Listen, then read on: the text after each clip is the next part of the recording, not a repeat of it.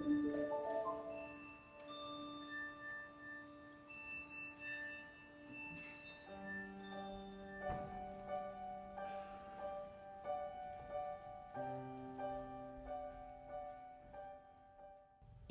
of Minnesota friends, we are so grateful that native Minnesotan Craig Hella Johnson is joining us to contemplate the potential transformation that we could experience in this time and to wonder how we can come out on the other side. My name is Rebecca Wyffels, and I'm hosting this conversation at the invitation of Stephanie Trump, who knows that Craig and I have been lifelong friends since our student days at St. Olaf. We hope that you feel gathered in and just in a conversation between friends, and where we share hope and can look through this time and be inspired by the work that Craig does with Conspirare. Craig grew up in Virginia, Minnesota, and attended St. Olaf, and he's given back to our home state many, many times. In 2006, creating the Peace event for North Central ACDA, and in 2012, creating the tribute concert for the 50th anniversary of Minnesota ACDA. And most recently, in 2018, bringing Conspirare to Wayzata High School, where they generously gave a performance where 500 high school and college students were gathered in for that final chorale, an experience none of them will ever forget. Craig, we are so grateful for the ways that you continue to claim us as your home state and to give back. Once again, here you are with us in this time of challenge and wonder, and we are grateful for the many ways that your gifts meet the world's need.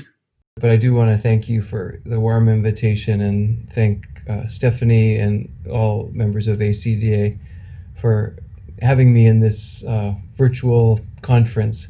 It's very special to me. I love Minnesota so much. Obviously, it's home. It's always kind of my heart home. Many of us were so inspired by the Unity concert recently performed by Conspirare. For the artists who co-created Unity with you, what was the process like? Unity, this Unity project that we just completed was just one thing we wanted to explore. We had the sense that our people really like to gather, even though we can't be together in person. How could we make an approximate sort of some kind of a gathering sense? We have really heard from our people that we want to come together. We want to feel that field of energy somehow. It's still important, still significant as a ritual. You know, since we can't do this and this and this and this and this, and since we've lost this and this and this and this, all of a sudden, you know, we grieve that loss, grieve those losses, and then say, but what can we do? I've always wanted to create a space. Maybe we could create a beautiful venue online, some kind of a space. And so we got to do that. So that was really amazing. We got to make new friends. This time is definitely about new friendships, new collaborations, new skill sets that you never thought you would need. And we asked all of our singers and some of the instrumentalists. We had 26 singers on this project. And so all of these singers and players, we asked them just to record in their own homes. It was about an hour's program, and so probably, I bet, 45 minutes of music that they were all needing to record, first of all, an audio track with their phones and a new microphone that we sent all of them, and then we sent a production kit with a green screen, just like the weathermen and the weatherwomen kit. And they had to iron those, which was a big saga and story. We all heard from each other, like ironing my green screen. And then we would get responses back from the production people in South Africa, like, you need to iron your green screen better. And so we had pictures, many pictures on Facebook of singers sort of angrily going at their green screens again on the ironing board. And then once we did the audio, we had to come back and then film video. So we sang along with that. And I conducted my tracks just all by myself, kind of with the Hollywood clicker, ding, ding. We added customized click tracks to all that. And then we made new friends this year with this really awesome team in South Africa, Andrew Tim. And so we took this journey, and I wanted to shape a program and see, could we still create a sense of space in this time and in this place apart from being together at the venue that was created just for this. It's a really cool venue. After the concert, I got like 6 or 7 emails, people saying, where was that? It was so beautiful. Somebody thought it was in Japan. Somebody thought it was outside of Santa Fe. It was super fun. I said to this collaborator too, Andrew, I want to create a venue that is a container. I kept using the word container, and has a sense of the sacred, but sacred in the broadest sense. A place that could be like a sanctuary, but at the same time not separate from sort of the outside world. I wanted it to be porous. I kept saying a porous sanctuary that connected with the real, the streets, the movement of life outside in the lives that we face. And they did such a great job. So they developed what we ended up calling an amphitheater, because it has these open spaces. It definitely feels like a space where you feel the interior of it, but it also has these big open spaces that could be like windows, or they could be sort of windows on the world, literally. There's one point where we travel from it. Actually, we could share it right now. I think if you want, Rebecca, we could show one of the uses of the space. But this is a new setting of If I Had a Hammer, because we're all feeling this. We need our voices to be heard right now, and it was a time. So this is one use of the space where you see sort of some connection with outside worldness, and the singers are kind of in a transparent space. So we could share that now.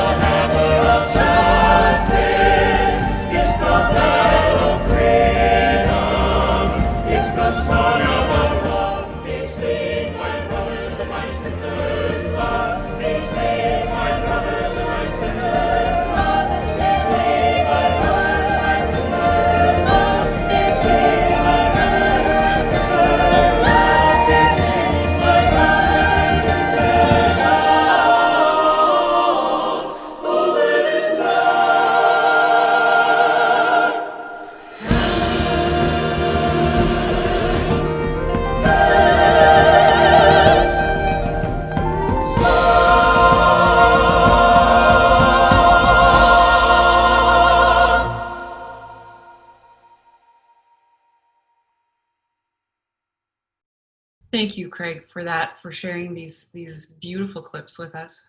Can you talk a little bit about where you drew from as you considered not only the venue, the openness, looking on the world, but where did you draw from to help us open?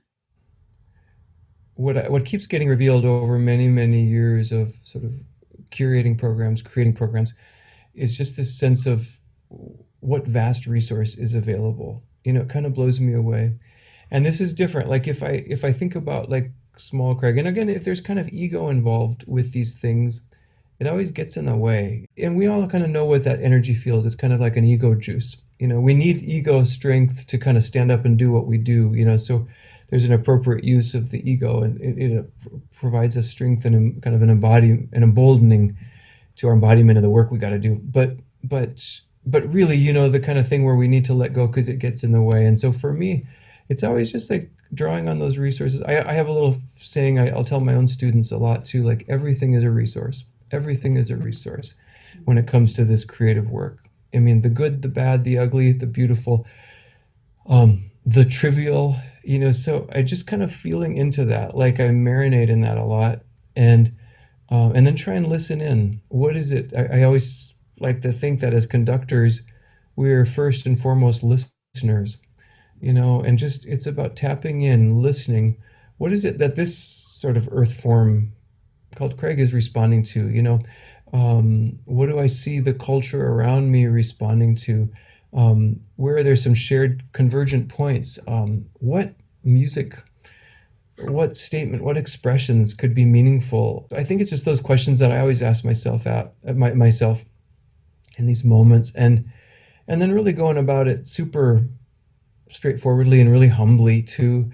It's a snapshot, it's a moment. So, this thing we just did, that's a snapshot. It's a huge investment for that snapshot of this time, but it's a moment in time. And, even though we have these concerts online now, some of them like this that we can hold on to and see for a long time, it's still, there's a fleeting aspect to it, to everything we do. And that's what makes it so precious.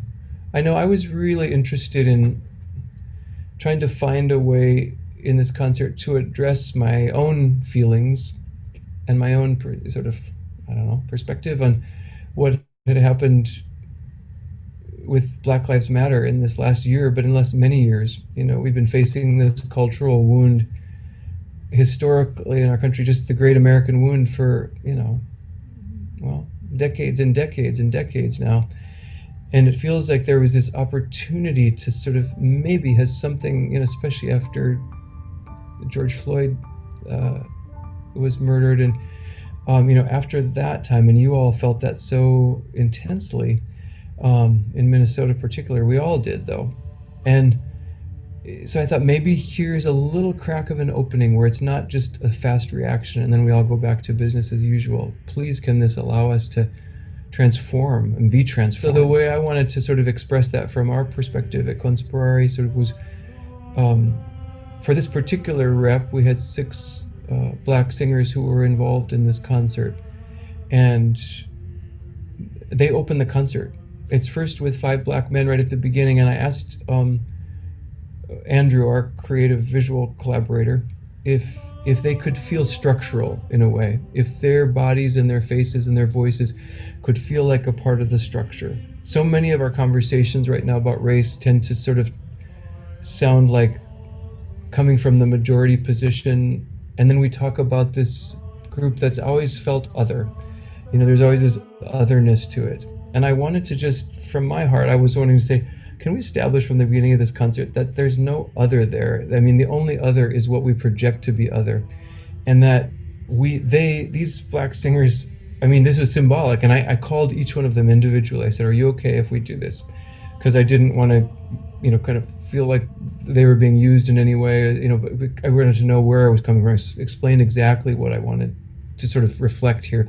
It still made its point, though, because these 5 men, gorgeous voices, sang the words of Soren Kierkegaard and the opening chant from Samuel Barber's Prayers of Kierkegaard, O thou who art unchangeable. And I wanted to establish the unchangeableness, that this, if you will, I'll use my language, everybody has different language, but the unchangeableness of the reality of life, of the divine, of that this was Black in the beginning, It was yellow in the beginning. It was red and brown and white in the beginning. It was male and female in the beginning. And it was straight and gay and trans and bi. It was rich, it was poor. We are all manifestations of this. I just wanted to kind of get that established at the beginning. And there were several things like that came right from our current time.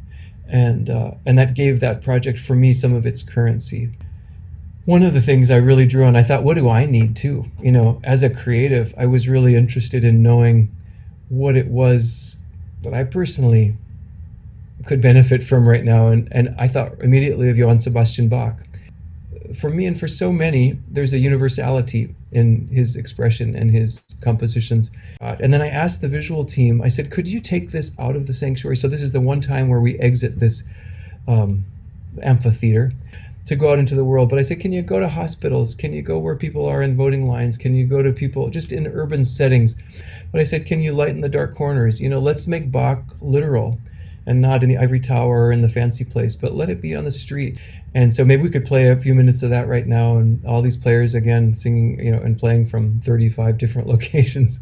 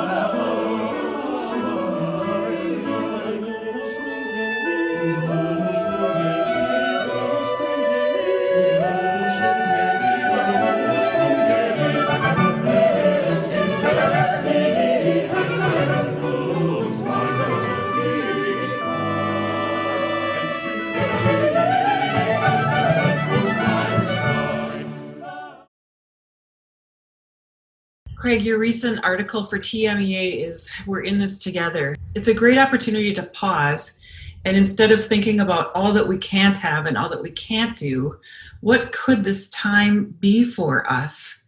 How do we take the stuff of what is and allow that to be an opening, a transformation? One of the images that I love in that article is that the pine cones only in the heat of the forest fire can open, and that the seeds can be all that they were born to be. So I look to that image a lot because, man, it's intense and it is hard. And I think if we're honest about what we're seeing right now too, these are hard words to kind of have to really say and believe, but I think it's going to be a tough winter. As we anchor in, we come to a conference like this to find new support, new strength, new courage to carry on, new ideas, always new repertoire and all of that. But right now, there's some really core stuff we all have to be looking at. I mean, we have to face this thing. We don't know, what's going to happen in the classrooms, what's going to happen for choral rehearsals. I mean, choral singing has really been hit hard. It's an opportunity for true transformation to really, and I think if we are willing to allow ourselves to be changed and to grow and to sort of become more open to what's possible here. That's the real gift in this, in the midst of everything that's really hard. There's this opportunity in the midst of that to say, could we find a deeper rooting, a deeper grounding in ourselves here and in the work that we do, and in the work that, what are the values of the work that we do that we as I like to say, made a vow to. Anytime any one of us said, I'm going to do a music degree way back when we were younger ones, we made a commitment to this thing because it inspired us, it called. We fell in love with this art form. Raise your hand if you've had any days where you just say, I want to bail, I'm going to stay under my quilt here. Yeah, I'll keep my hand up for the session. And many of those days. And here's our opportunity, is that we can kind of ask ourselves kind of more deeply who we are, to come to an understanding of that, to even from a musical, specifically a musical sense, to rebuild our relationship with music during this time, and to also, first of all, go to it as a resource. I have been surprised at the number of times when I've been having a tough day, and I just, maybe momentarily or maybe for many days in a row, I actually forgot, even though I'm working in music, just as all of you are working in music on a daily basis, I forgot that music is also an oasis for me. And then with that opens doors. We talk about some of the heartbreaking aspects of this time too, the grieving the losses. And, I like to say a lot, we let the heart, let it break, but let it break open, so that what we don't do is shut ourselves in with more protective gear on the outside that keeps us from our humanity and keeps us from that availability to access all the resources that are there when we're having authentic human experiences. But to really have these conversations and really honestly, we're acknowledging what's hard here. It's hard for everybody, but we either say yes or no to life. We're either saying yes to moving forward or no to moving forward. So we have choices. The only thing we really have agency when things seem so out of control is how we respond to the circumstance.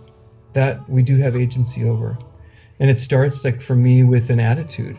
It starts with that inner attitude of choosing. And every morning, I'm actually one of those folks who wakes up and kind of the mornings seem hard for me. Ever since I was a kid, I have to make some very conscious choices to step into kind of a good day, if you will. What's the Rumi poem with Coleman Barks translation? Every day we wake up anxious and afraid, something like that. And it says, take down your lute and begin to play. And so this is sort of what we do. And not all of you are in that place. Some of you pop out of bed differently. But I'm just saying, for those who relate or have some aspect of that, I have a choice to make there, I've learned. And I think while we're talking about it, Rebecca, too, just to say that this whole notion of leadership in this time is a really big question, because we are being called on. This is one of the sort of potentially very draining things, is that you have to get up in front of a group, and a lot of times it's just on the computer. But you have to be there to kind of hold that space. I think it behooves us to know that we have got to nourish ourselves first and foremost. This is the time when we're putting on our oxygen mask for ourselves, symbolically, as we say from the airplane. But this time we've got to be finding places of inspiration for ourselves, finding, places where we're really caring for ourselves, physically, emotionally, musically, spiritually.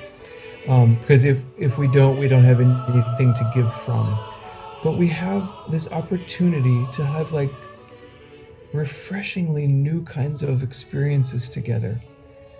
Because we've been honest about what's hard, and then we're going to say, okay, and how are we going to meet still and try and create? So the answer, of course, for every single person is different on this Zoom meeting about the how-to. But the choice of saying yes to it, to saying I'm going to take care of myself, and then I'm going to be willing to step forward to continue to call forth that which is creative in all of the charges in my care. That's a big, incredible, sacred opportunity. this is a capacity building time for sure. And I think about, the idea of building capacity, and I don't mean just becoming a better choral conductor and all that. I mean that for sure. I think we're building choral capacity, musical capacity, about what we can do and what we can perceive, kind of what we can execute. I have a dear friend who talks about he says he's just so giving, so he just lives like ever expanding capacity for doing things, for learning things, for giving to others. And I'll often ask him, just tell me about yourself. What's motivating you? So, I just want to get to the end of my life knowing I really lived my life. I don't want anything left over. I want to be used up when I leave this planet. And I just love that. He inspires me a lot. And I think about that in terms of capacity. So this is musical capacity on the one hand.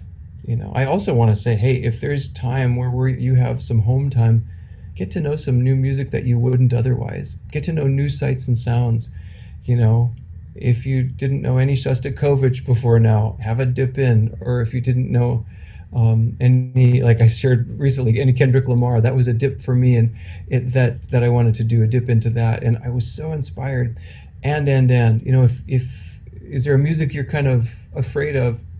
Take a few steps towards it. Be inspired by that. Develop your listening capacity, your musical repertoire during this time. But also, as human beings, talk about building capacity when we're being asked right now to hold so much. Keep the same level of inspiration. You're kind of feeling this expectant voice saying, keep inspiring, keep moving forward, all that. At the same time, you're feeling so humanly challenged. You're seeing all kinds of challenge just in the culture with hospitals, frontline workers. So there's this capacity building. But I think about how thrilling that is to say we are actually growing and deepening in our human experience, which is so much about what choral music calls us to all the time, to come together and communally live better lives. It's great to hear you honestly say that sometimes you have to dig deep and to push that aside, to say, I'm not going to allow that to claim me. I'm going to be open to the energy in the room, and then it becomes a circular energy and life-giving. So it is, isn't it? That's beautifully said, Rebecca, too. And I think the thing I'd love to underscore with you, too, is just, I have never once, when I make myself available to what I want to just call the ocean of resource, it's so abundant. And it's sort of not finite, and I can't tell you that scientifically because I haven't done that kind of study and I have no skills for it, but I can tell you from my experience, every time I make myself available, and that looks like me stepping out of the way. This doesn't have to be about me.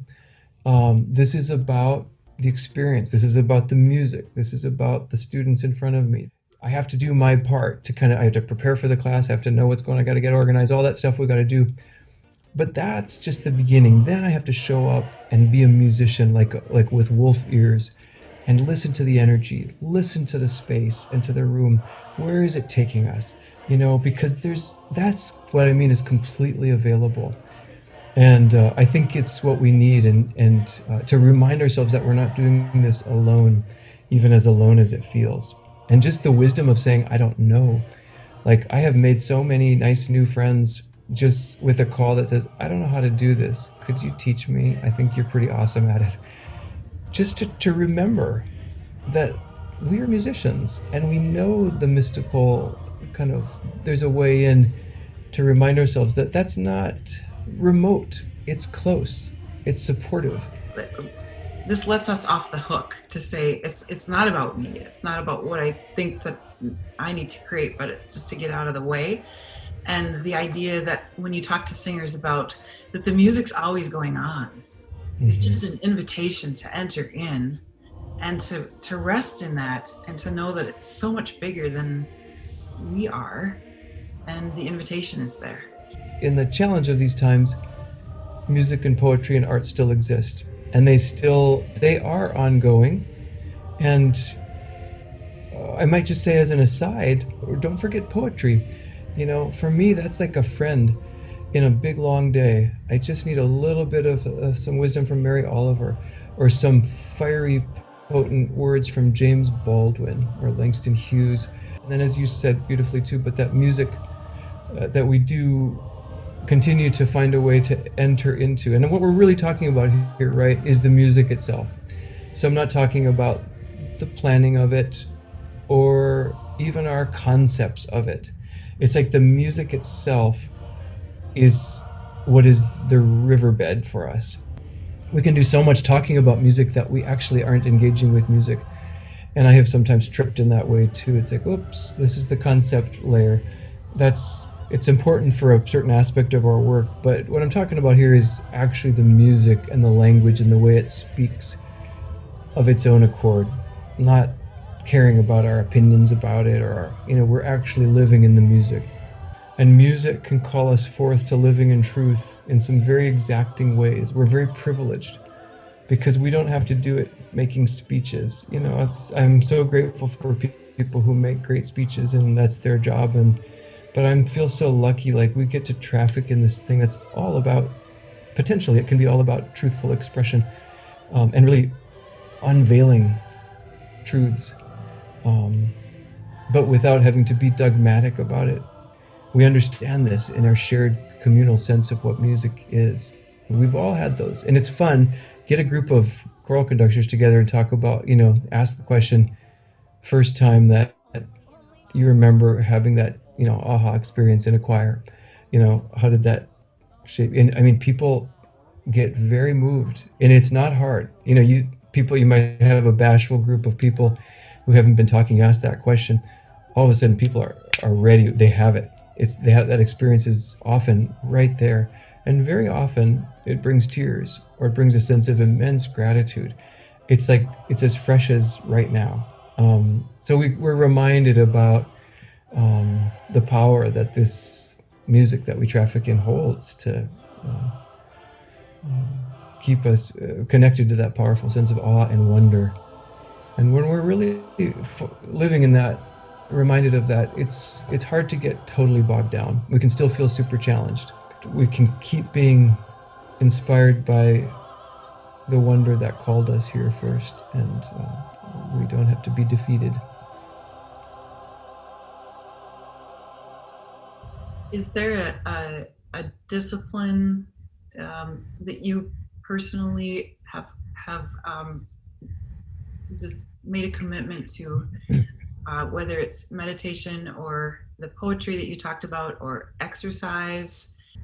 Maintaining a commitment to that is challenging at times, but in the end, life-giving. The truth of the matter is, I think for me, meditation is very grounding. That is something I do I would say religiously, but meditation is my go-to every day, pretty much 30 minutes every day. If I don't do that, I'm really off. That's been a really helpful discipline, has been just to choose my response. And each of us has our own version of this. So I'll just share a little personally mine. Doesn't have to relate to anybody, but you each have your own version of I have a default response of worrying. And my mom's first default was worry. And I'm my mother's son for sure. I'm my dad's son in different ways. And I've noticed it over years. And at first, like all of us, you kind of believe those patterns of response. But after a while, it's fun. Getting older is awesome because you start to really see, that mental pattern never has served me once in any kind of useful way. Never once. It's also not true. 99.9% is not based in truth. So, one of my true practices is choosing to be in a field of sort of positive receptivity.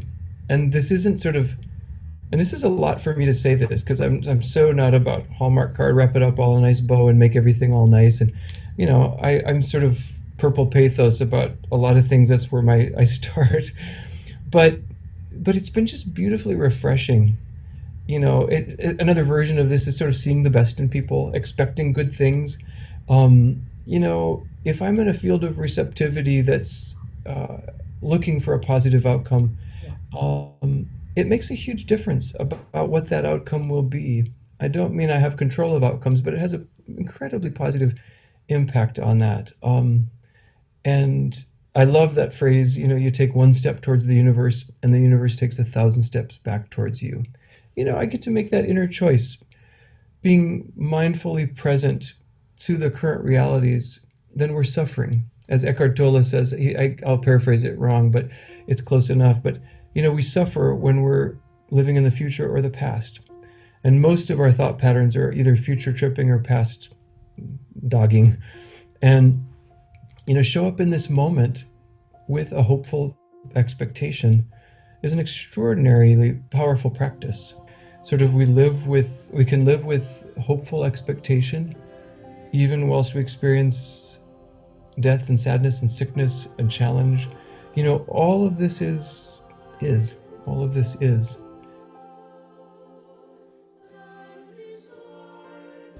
For those of us who are in a position of privilege, how can we respond, specifically thinking about Black Lives Matter and composers who are underrepresented, whether they be people of color or women, and can this be a time of exploring and of opening ourselves to some very difficult truths and to change?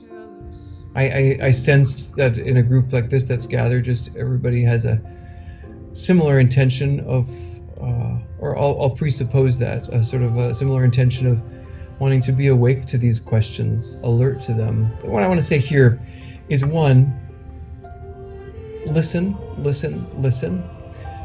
Two, take care of your inner realm. Clean up your house, clean up your inner house. And if you think there's no mess in your house, because whoever you are, there's something to look at. We all need to do our part in this is a real thing, The wound that has existed since slavery in this country and that has not been healed is real. It has so many implications, and it makes a group of people feel consistently diminished and brutalized and less than. And and we could expand the spectrum of this conversation, of course. I think with regards to Black Lives Matter, we just focus there. There are huge things we have to address. Just because they're huge doesn't mean we shouldn't take a step towards them. I think one thing that I practice a lot is just trying to let go of any fear of, I might say something not just the quite right way, or just enter it in love.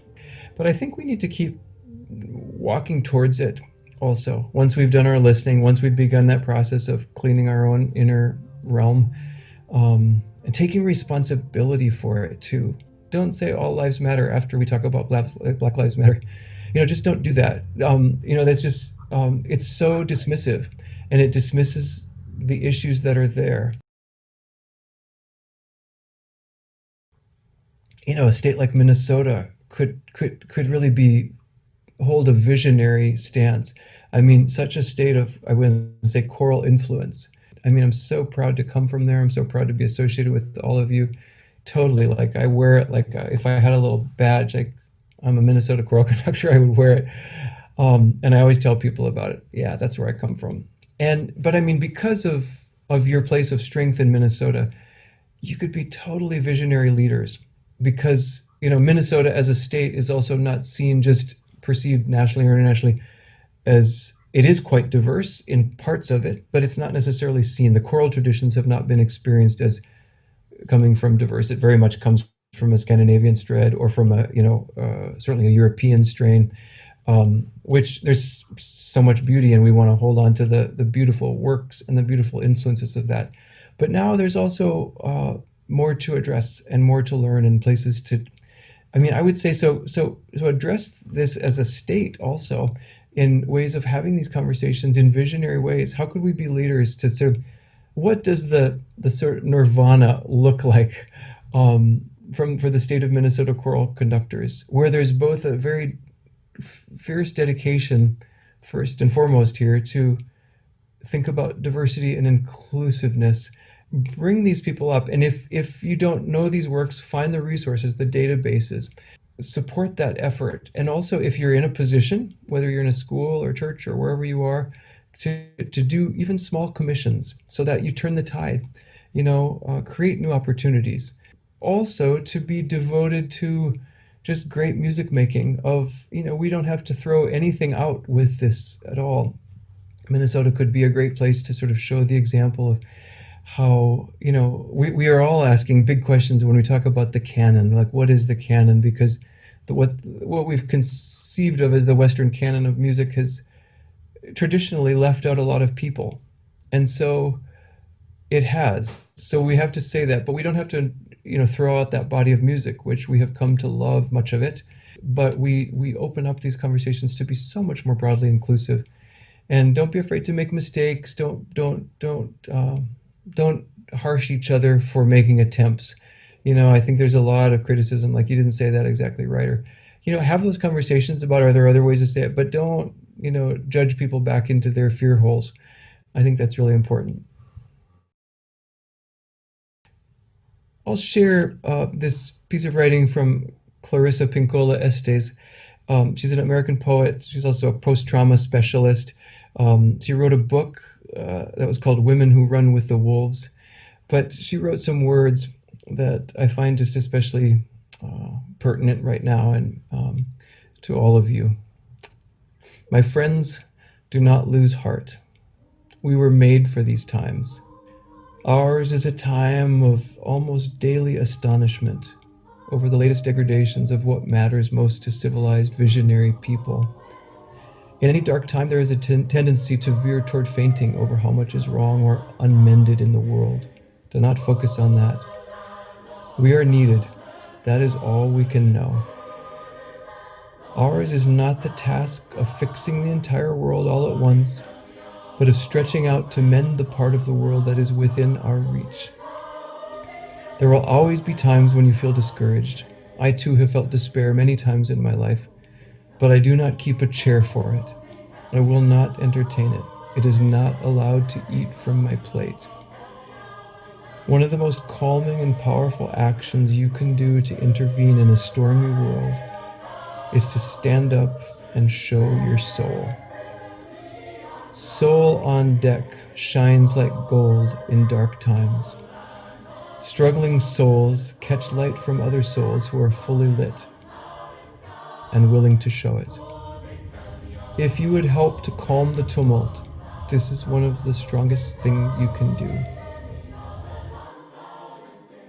That's a beautiful, beautiful calling to us as Minnesotans. We are forever grateful that you claim your heritage here, and that you come home frequently to help us look forward, to dream, to be grateful for what is, and to imagine more.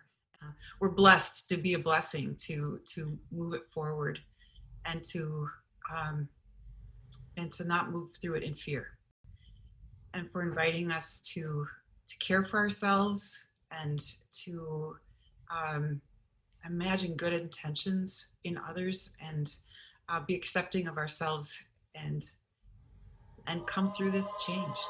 Thank you so much for the gift of getting to be in this conversation. And just want to encourage everyone to take good care of yourselves right now. Take good care of yourselves.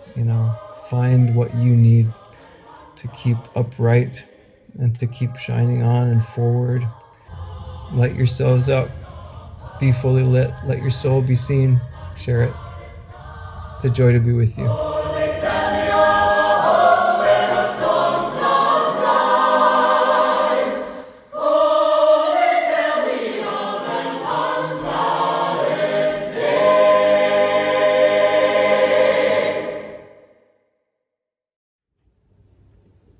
Thank you, Craig and Rebecca. What a meaningful time. What a meaningful conversation. Thank you for letting us get a glimpse of your friendship. The beauty of your words and your thoughts have been very motivating and insightful and important. What a lovely way to cap off this fall conference. 2020, a Minnesota Choral Renaissance, a time of change. It is my hope that throughout this fall, you've experienced sessions that have challenged you and inspired you, that have validated you, that have caused you to think in new and different ways. That has been the purpose. That has been the point. When last spring and summer we realized the reality of not having a summer dialogue, which is a big missing piece for us in ACDA of Minnesota, especially for our friendships and encouragement of our work, we decided to pour our efforts into a fall conference that would be full of meaning and have some depth and allow us to grow as professionals independently, but through the leadership of our very own Minnesotans, and some people around the country who could enter in and could share with us and inspire us. It's been my hope that throughout this fall you found that meaning and you found engagement in these sessions. If you have not done so yet, you are welcome to do so until the end of the year. Go click back on something that you've already seen or something that you haven't yet seen. If you have questions before the end of the year about relicensure areas or clock hours, anything related to professional development, you can certainly reach out to me, Stephanie Trump, or to Bruce Becker, our Executive Director of ACDA of Minnesota, for details, and we'll help you in that regard. I want to offer a thank you in a major way to Open Voices LLC, Adam Reinwald and Sarah Langworthy, for your work on this conference in making this a reality for us. Without your work and your leadership, this would not have been nearly what it was. So my level of gratitude is deep and high and broad and vast. Thank you. And thank you, Tony Rangel, for entering in with Adam and Sarah and for helping and hosting. I just am so grateful for the three of you as a team, and I know that that rings true for ACDA of Minnesota. We are headed into our awards ceremony, which is typically a banquet, and this year is going to be virtual, and we will roll right in. But before we do that, I just wanted to share with you that because we are at distance, we are not as authentically able to congratulate our award recipients. We encourage you to utilize a personal email address that will be provided to you for each of the recipients, which will allow you to just email them a message of congratulations or of gratitude. Share with them ways in which they've impacted you. I think would be really sweet for them to hear. You're welcome to use that email address, certainly, and importantly, reach out to them personally. Give them a phone call and just say congratulations. And last but not least, we are going to engage in a virtual happy hour following the awards ceremony. So please join us. The link to the happy hour will be provided in the chat throughout the ceremony. It would be fun to connect just a little bit face to face with those of you that are able to attend. We would look forward to that. Enjoy the ceremony. And I want to introduce you to Diane Heaney.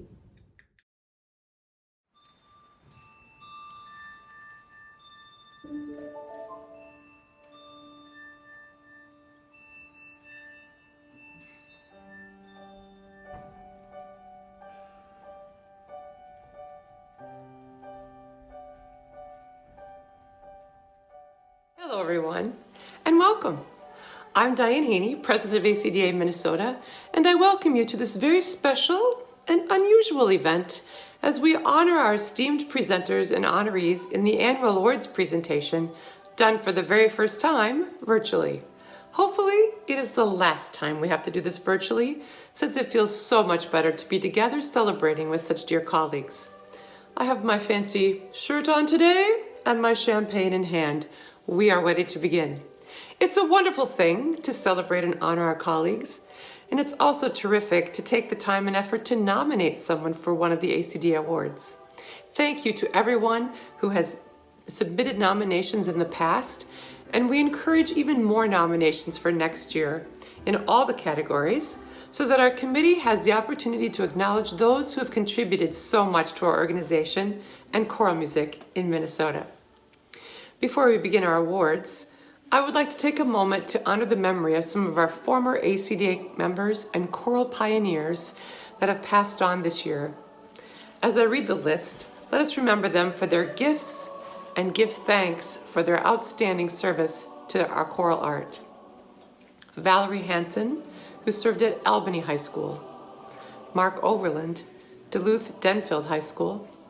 Joel Revson, Metropolitan Opera and Minnesota Chorale. Pat Feit from Princeton and Elk River Public Schools. and Leo Ellison from Duluth East High School. Our first award is the Young Conductor of the Year Award. Now, this award goes to someone with 10 or fewer years of conducting experience, an establishment of high performance and literature standards, promotion of choral music in the community, consistent ACDA membership, and supporting ACDA functions and statewide activities. Here to introduce our 2020 award winner is Angela Mitchell. I am so pleased to be introducing the award winner for Young Choral Director of the Year. My former student, dear friend, and current colleague, Katelyn Larson, is without a doubt the perfect representation of this award. For the past 4 years, Katelyn has brought her passion for the art of singing and her tireless work ethic to our students at Stillwater High School, and her understanding of the voice and her vision of vocal development from early adolescence through adulthood have been acknowledged with invitations for clinic work throughout our state and country. I've known Katelyn for many years. First, when she was a junior high student, always passionate about doing her best work. Then, as she progressed through high school, developing a deep love for choral music. She easily emerged as one of our very top singers at Stillwater Area High School. She was a frequent soloist, the soprano section leader, and the lead in the high school musical. After high school, Katelyn earned her degree in vocal music education from St. Olaf College. She was selected for the St. Olaf Choir as a sophomore. She was the soprano section leader there and was chosen as student conductor for the Manitou Singers. Before coming to Stillwater, Katelyn taught in St. Francis with Luke Warren. Here, she developed her strong skills as a studio voice teacher, a women's choir director, and a show choir coach. Her ability to lead singers to pinnacle artistic experiences while educating ensemble members in vocal production, ensemble skills, and musicianship have been evident from day one. She does this by calling on her wealth of experience, her educational background, and most of all, her passion and dedication to the voice and the choral art. She's as comfortable working with an insecure singer as she is with an experienced singer, and the result is always the same: confident, capable singers with well-developed instruments. Her talent is wrapped in kindness and humility, a perfect combination for a teacher and mentor. I'm convinced that her success over the past 9 years of teaching are just the beginning. I'm completely confident that Katelyn will be a shining representative of this award because of her stellar musicianship, and she will undoubtedly continue to make significant contributions in the choral, vocal, and music education area for years to come. I'm thrilled to present Katelyn with the ACDA Minnesota Young Choral Director of the Year Award.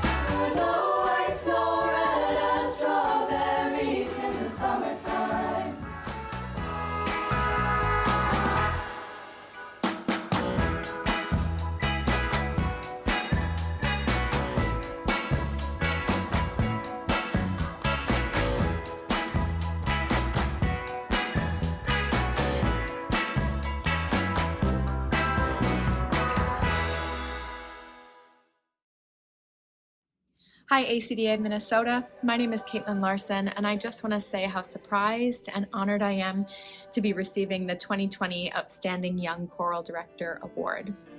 I can think of many other people who are just as, if not more, deserving of this award than I am. Teaching is incredibly rewarding and inspiring and also challenging, even without a global pandemic. I want you to know how inspired I am by you, my colleagues, who continue to build meaningful relationships with your students and create life-changing musical experiences for them day in and day out.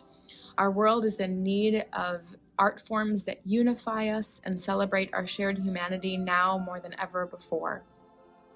I want to thank my mentors and teachers who have helped shape me into who I am today. I would not be where I am without their influence. Angela Mitchell, Eric Chris Johnson, Sue Gilsdorf, Anton Armstrong, Sigrid Johnson, Linda Berger, Tracy Engelman, Angela Casper, Karen Howard, Dina Else, and last but not least, Luke Warren, my very first teaching colleague at St. Francis High School. Luke poured a lot into me those first few years, and I am forever grateful. I also want to congratulate Rebecca Wyffels and Judy Sagen, my two rock star female colleagues who are so deserving of this recognition. Thank you so much, ACDA. I am so grateful. Congratulations, Katelyn. You're the bomb. Next is our 2020 Conductor of the Year Award. This person needs to have 11 or more years of conducting experience, establishment of high performance and literature standards, promotion of the choral music in the community, consistent ACDA membership with attendance and support of ACDA functions and statewide events. Please welcome Jeff Dahl to introduce our 2020 honoree. A mirror image captured me recently. Fall colors reflected on still water. Proverbs states, as in water, face reflects face, so the heart of man reflects man. It is a blessing to provide reflections today on the shimmering career of this year's outstanding Choral Director of the Year, Rebecca Wyffels, to create legacy and to encourage the best of ourselves. Truly a significant joy in my life has been to work along this wonderfully made person who has courage and fire for teaching, a spirit that inspires those in her pathway. Gentleness, kindness, and grace permeate her steps. Wisdom, intuition, and intellect abound, along with loyalty and friendship. Rebecca has not only built the choral program from dust and maintained an exceptional program throughout her career, she has also recruited the very best educators to partner with and be challenged by in what I believe to be one of the finest collaborative performing arts department in education. Mark Gitch, orchestra director, and Dr. Don Krupczak, band director, are two exemplary examples of her administrative skills in securing such a department. With an exceptional ear, Rebecca's choirs always sing well in tune, with free, resonant, and expressive sound. The choral department maintains high repertoire standards, representing diverse styles, genres, cultures, from Mendelssohn double choir to jazz charts from the Real Group, always making selections befitting the strengths of each choir to educate, to grow and stretch and advance the group, yet within the capacity to capture artistic integrity, expression, and excellence. Anyone who has collaborated with Rebecca would attest that Rebecca's choirs are a dream to partner with. Students are always extremely well prepared, exemplifying the best in rehearsal hygiene and behaving with kindness, decorum, and with inclusion and generosity to all people. The choirs reflect Rebecca in beautiful and in holistic ways. Rebecca connects with and challenges the most gifted of her students. She also comes along students and their struggles, listening to, lifting up. Students feel seen, known, and loved by Rebecca. Her students are well represented in performing ensembles in Minnesota, and some are making their mark as premier composers and performers worldwide. Her administrative skills are incredible, probably the most illuminated when Conspirare's Considering Matthew Shepard was performed at Wayzata High School. Rebecca has been a servant leader for the ACDA, but probably most meaningful contribution for her that she played an instrumental part in establishing a graduate scholarship program that encourages and celebrates the careers of women in choral music, while at the same time holding the legacy of her mentor, Alice T. Larson. Rebecca has raised two beautiful children alongside her witty husband, Kurt. Both Andrew and Rachel are fine musicians and beautiful, caring people. Congratulations, Rebecca. May this organization reflect the abundance of all you are in this world. Your life song sings, and you surpass the confinement of all that has bars and is measured.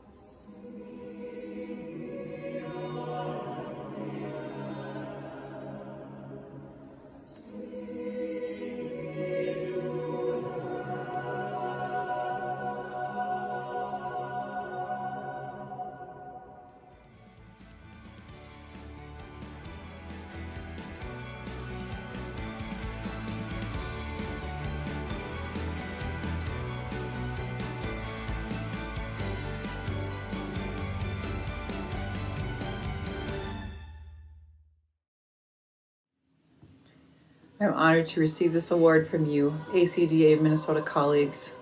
ACDA has always been a community where we ask difficult questions, hear inspiring performances, and where lifelong friendships are nurtured. For me, this award is absolutely shared with my dear friend and colleague, Jeff Dahl, with whom I had the blessing of team teaching for 22 years. Our classroom was a place of equal partnership, seeing possibility in students, imagining repertoire, struggling, and experiencing moments of transformation. I am so blessed to have been mentored by two trailblazing, amazing women, Jan Gilbertson and Alice Larson, who was my conductor for Manitou Singers at St. Olaf College. Both women certainly saw more possibility in me than I did in myself, and I'm forever grateful.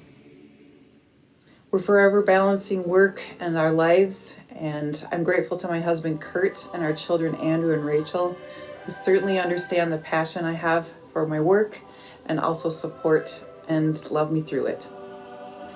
I grew up in a home where music was ever present, and piano lessons and church choir musicals were a part of life. My mom was my first conductor in church choir, and my dad always sang around the house and at church. I'm forever grateful for them for sacrificing to give me lessons and send me to St. Olaf. For over 3 decades, I have been inspired and challenged and gathered in the Minnesota ACDA family. I am deeply honored and grateful. Rebecca, cheers to you. And finally, our F. Malleus Christiansen Lifetime Achievement Award. This is one of the highest honors that any choral director can achieve, and it goes to someone with lifelong conducting experience, providing outstanding contributions and distinguished service to choral music in Minnesota. And I can think of no other person that I've been so connected with more deserving of this honor than Judy Sagen. Here's Steve Boelhke to introduce our 2020 honoree. Greetings, ACDA Minnesota. My name is Steve Boelhke, and I'm here to introduce to you my dear friend, Judy Sagen, on receiving the 2020 ACDA Minnesota FMC Lifetime Achievement Award in choral music. But first, my thanks to the Planning Committee. What a wonderful job. And to the members of the board and the executive staff for making this unique fall conference happen in this time of the COVID-19 pandemic. Judy, you've inspired thousands of students through your passion for choral music, your musicianship, and your programming. And you still continue to do this with the Minnesota Valley Women's Chorale. Now, I first met Judy in the fall of 1976 at Valley Middle School in Apple Valley. She had everyone singing in her program, and the students loved her. And I was very impressed, and many of the students were coming to Rosemont High School, where I just happened to be the new director of choral music. Now, in the fall of 1980, I was able to hire a colleague partner, and I asked Judy if she would come and work with me at Rosemont. She was so eager to work with the high school voice and the new literature now available to her. This is one of my favorite stories about Judy. We were getting ready for our first fall concert together, and Judy was still sitting at the piano and not in front of the choir. I went up to her after rehearsal and said that I thought she should get out from behind the piano, stand in front of the choir, and conduct. She looked at me like I was crazy. I've never conducted a choir. I was a piano performance and music education major at Drake. Yet, in typical fashion, Judy looked at me and asked, "Will you help me?" We worked on technique, patterns, choral tone, a philosophy of music, choral music education. She took what I suggested, worked hard, and developed her own style and technique. She attended workshops around the United States where she worked with national clinicians. She was thirsty for knowledge. Together we worked to establish one of the premier choral programs in Minnesota, and for years we had over 400 students involved in the program with 3 full-time directors. Judy also started a music review called On Stage. These reviews involved hundreds of students and were extremely successful. Now, the district was growing, and in the fall of 1989, Egan High School opened. The first year was for freshmen only, and Judy moved to Egan. She now had time to complete her master's degree at the University of Minnesota. Again, through her musicianship and passion for choral music and her students, the Egan High School choral program was an exciting place to be for those students. In the fall of 1997, Eastview High School opened, and Judy was a member of the planning team to help design the new high school. Also at Eastview, Judy now was able to have her own children, Brent and Amy, in her program. Once again, she developed a choral program known throughout the Midwest for its excellence. Now, Michelangelo is quoted as having it said that inside every block of stone dwells a beautiful statue. One only has to remove the excess material to reveal the work of art within. I truly believe that this has been and continues to be Judy Sagen. She sees the beauty in everyone.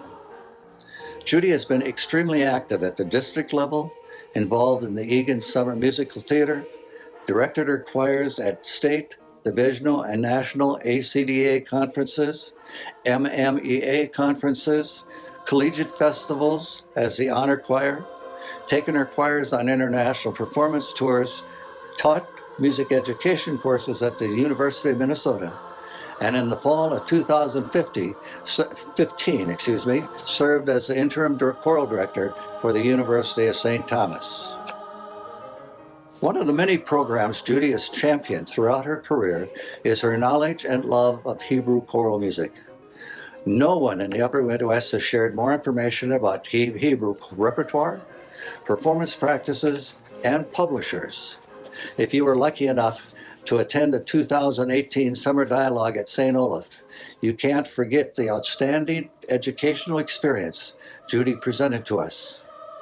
She has served as the Vice President of Choral Music in MMEA, served as the R&S Chair for Women's Choirs. In 2007, she was elected President of ACDA Minnesota, and in 2009, received the Outstanding Choral Music Director of the Year Award. She has been and continues to play an extremely valuable role in choral music throughout the Midwest. She has the unique ability to inspire all who work with and for her. Her choirs, whether high school, collegiate, or community, are all shining examples of what these ensembles can do for an individual or for a community. My colleagues, I present to you the recipient of the 2020 FMC Choral Award for Lifetime Achievement in Choral Music, my dear friend and our colleague, Judy Sagen. Judy, congratulations. This is Judy Sagen. On February 25, 1963, I played the spinning song by Elder Mitch, Burro Ride by Lee Patterson, and Gallopade by Lake.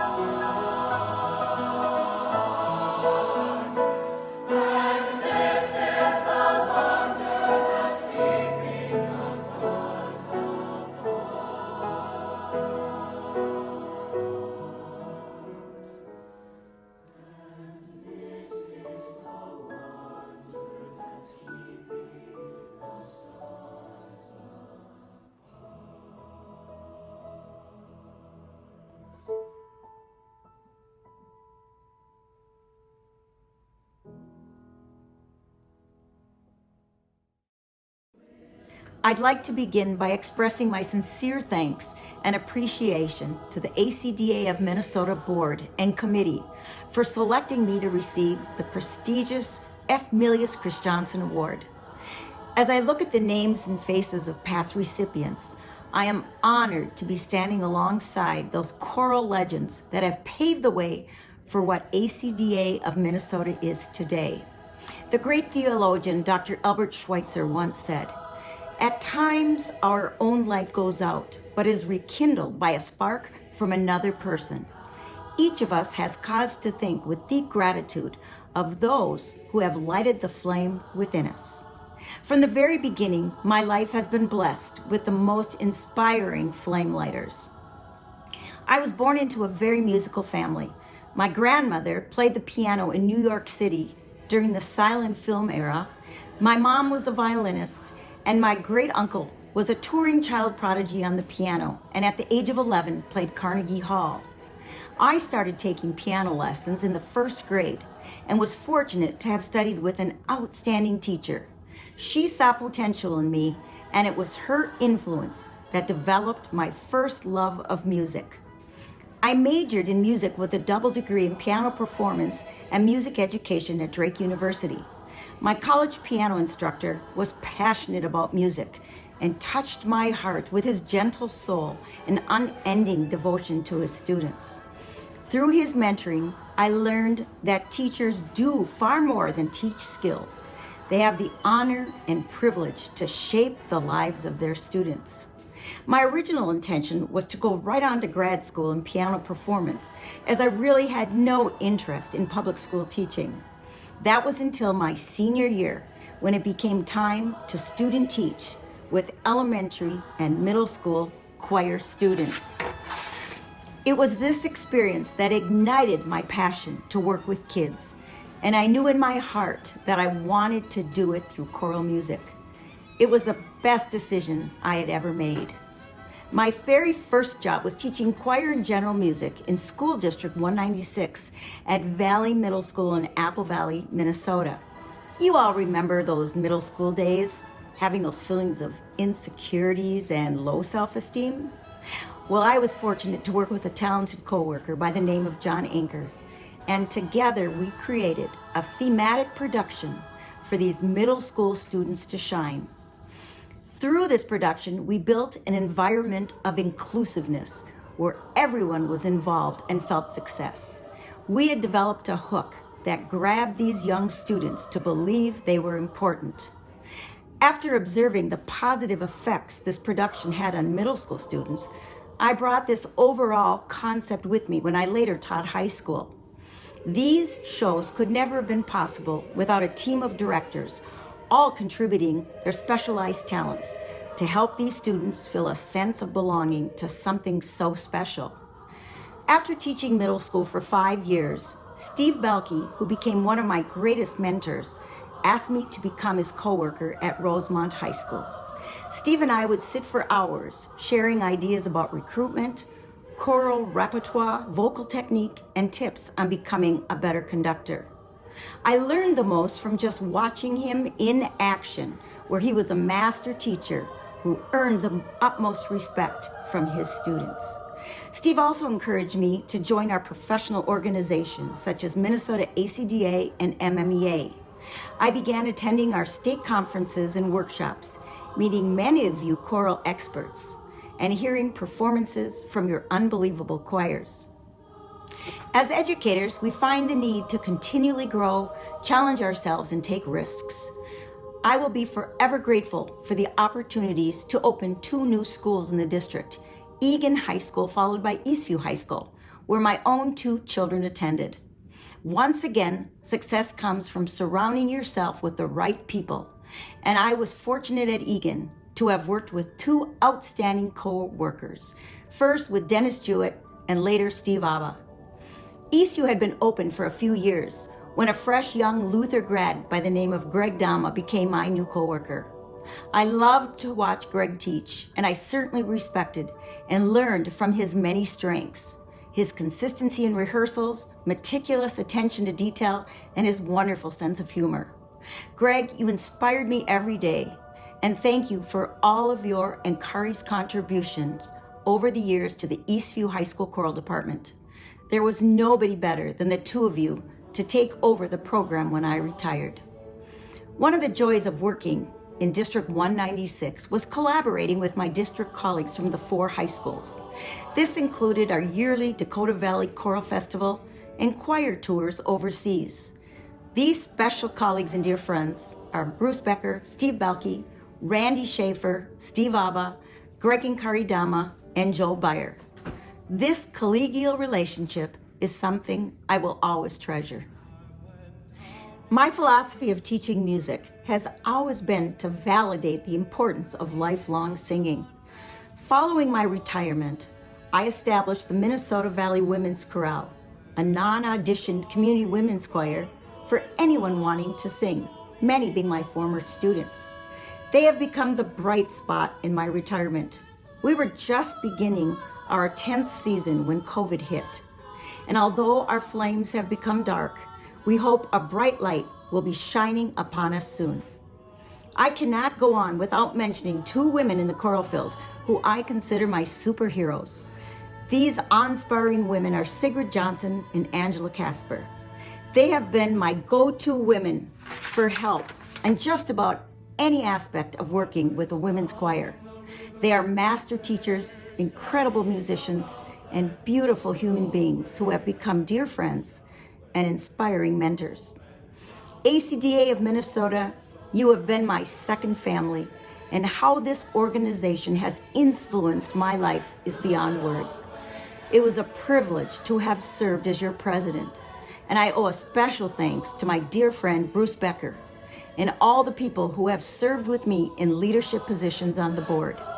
Also, thank you to the thousands of volunteers who spend countless hours devoting their time and energy to make this organization one of the strongest in the country. Most of all, I treasure the lasting friendships I have made through ACDA of Minnesota. The future of our state's organization is bright. We have so many talented, hardworking, and enthusiastic young choir directors ready to light the world on fire. In closing, I would not have been able to do any of this without the support and unconditional love for my own family. My dear husband, Mike, you are my life partner, my best friend, and my biggest supporter. I am so appreciative for the many sacrifices you made for me along the way, understanding that my job took many hours away from our family. We are so lucky to have 2 wonderful children, Brent and Amy Jo, who have found unbelievable spouses in David and Stacy, and together have blessed us with 4 beautiful grandchildren.